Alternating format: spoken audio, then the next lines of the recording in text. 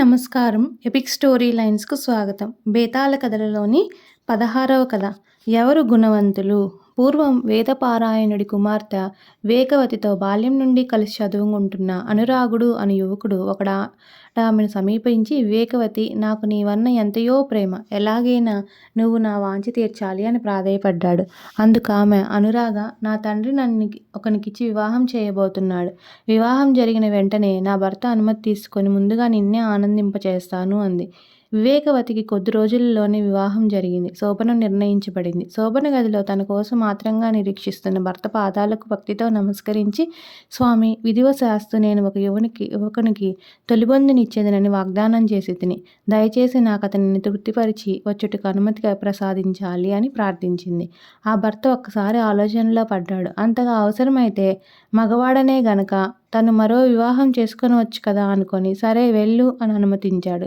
వివేకవతి వేగంగా అనురాగుని వద్దకు వెళ్ళింది. అనురాగ, ఆనాడు నీకు చేసిన వాగ్దానంను చెల్లించవచ్చితిని అంది. శోభనపు పెళ్లికూతురి దుస్తులలో అలంకరణలో ఉన్న వివేకవతిని చూస్తూ అతడు నిశ్చేష్టుడయ్యాడు. ఇచ్చిన మాట కోసం ఆమె ఇలా రావడం అతనికి ఆశ్చర్యం కలిగింది. ఆమె ఔన్నత్యము, తన నైచత్యము అర్థమయ్యాయి. అతనిలో వివేకం మేల్కొంది. ఎంతో పశ్చాత్తాపంతో, అమ్మా, నీవు నా కనులు తెరిపించావు. నీ వంటి స్త్రీని కాని, నీ వంటి భర్త వంటి పురుషోత్తముడు గాని అతి అరుదు అంటూ ఆమెకు నమస్కరించి ఆమెను వెంటబెట్టుకొని శోభనపు పెళ్ళికొడుకు వద్దకు వెళ్ళాడు. వివేకవతి జరిగిందంతా భర్తకు తెలిపింది. అనురాగుడు అతన్ని తన తప్పు క్షమాపణ కోరాడు. వివేకవతి భర్త వారిని సరిగా అర్థం చేసుకున్నాడు. భార్య ఎటువంటి సంశయము గాని, భేదభావం గాని లేకుండా ఆమెతో అనురాగంతో కాపురం చేయసాగాడు. అంతవరకు కథ చెప్పి అప్పుడు తన ప్రశ్నలను సంధించసాగాడు బేతాళుడు. రాజా, అనురాగునికిచ్చిన మాట నిలబెట్టుకున్న వివేకవతి, ఆమె వాగ్దానం నిలబెట్టుకొనుటకు ఆమోదం తెలిపిన ఆమె భర్త, సరైన సమయంలో తన తప్పు తెలుసుకొని వివేకవతి వంటి సౌందర్యవతి పొందును త్యాగం చేసుకుంటూ ఆమెను మాతృమూర్తిగా భావించిన అనురాగుడు, వీరు ముగ్గురిలో ఎవరు ఎక్కువ గుణవంతులు?